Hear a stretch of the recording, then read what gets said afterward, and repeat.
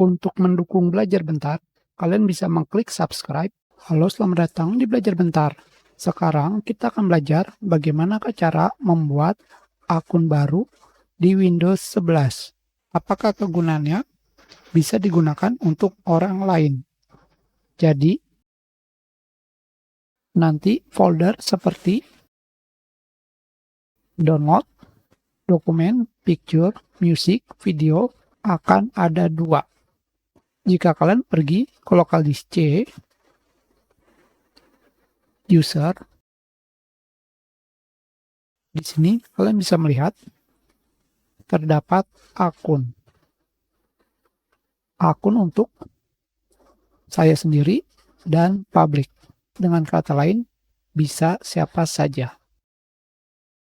Sekarang, untuk membuat akun, kalian tinggal klik kanan, setting, atau pergi ke sini, dan pilih change account setting. Selanjutnya, kalian klik akun di sini, dan kalian pilih other users. Di sini kalian bisa menambahkan akun untuk orang lain. Tinggal kalian klik. Selanjutnya di sini kalian masukkan nama penggunanya, misalkan adalah, kalian juga bisa masukkan password.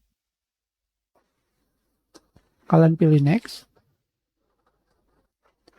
Selanjutnya di sini, jika kalian mengkliknya, kalian bisa menghapus akun tersebut dan mengganti tipe akun.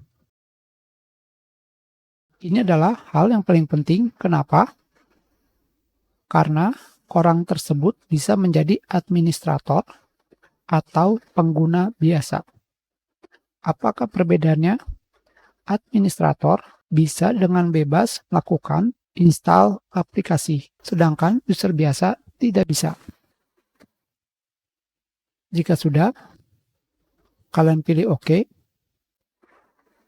Selanjutnya di sini, pada akun kalian di start menu akan terdapat akun lain.